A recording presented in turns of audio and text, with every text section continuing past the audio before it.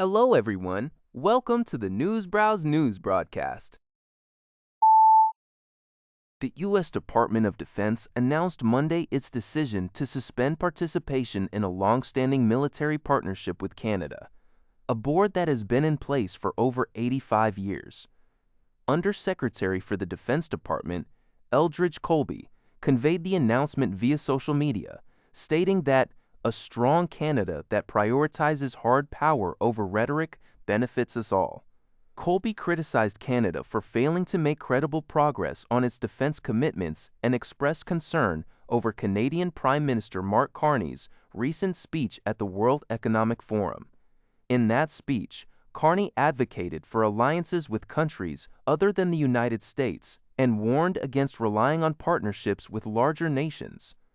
Also referencing President Donald Trump's tariff war and calls to make Canada the 51st state.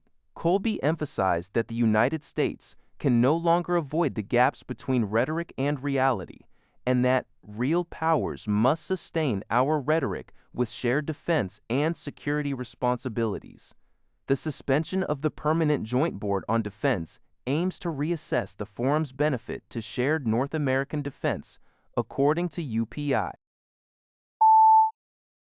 Radio Canada International reports that Ontario is incurring substantial annual costs to store its $79.1 million stockpile of delisted U.S. alcohol.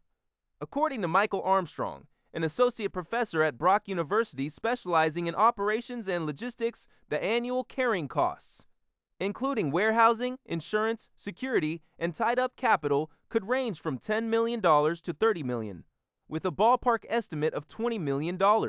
This figure is derived from an industry rule of thumb that annual inventory carrying costs roughly equal a quarter of the product's value. The Liquor Control Board of Ontario, LCBO, has not disclosed these costs, citing confidentiality. Ontario initiated the removal of U.S. alcohol from shelves in March 2025 as a direct response to tariffs and annexation threats from then U.S. President Donald Trump. Over a year later, the province continues this policy, raising questions about the long-term financial implications of this symbolic trade protest.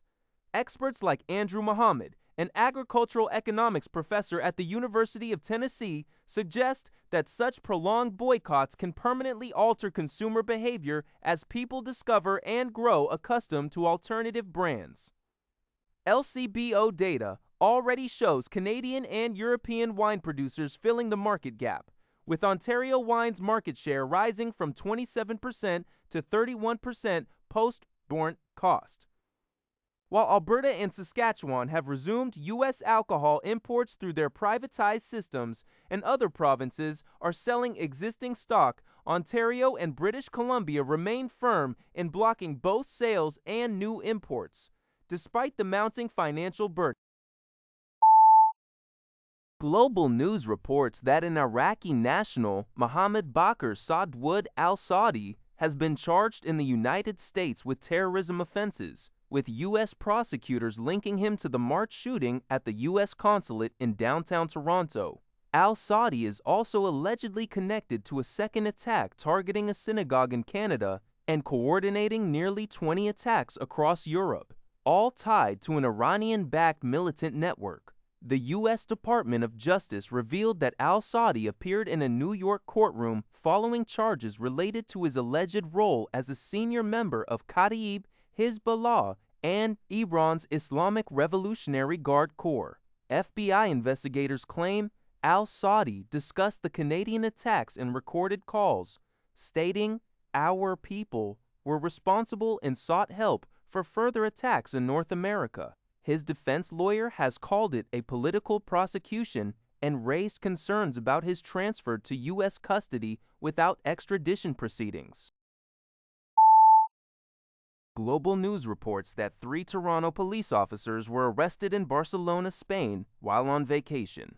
The Toronto Police Service confirmed the arrests in a statement on Monday, stating that the allegations are serious. One of the officers has already been suspended from duty upon their arrival back in Canada, in accordance with the Community Safety and Policing Act. The other 2 officers involved are also expected to be suspended once they return to Canada in the coming days. The force emphasized that the officers were not in Barcelona on any official capacity and declined to provide further comment on the specific charges they are facing. The Toronto Police Association also stated it would not comment on the incident as it relates to an off-duty matter. Global News is seeking more information from authorities in Barcelona. That's all for this video. Thank you for watching. See you in the next video.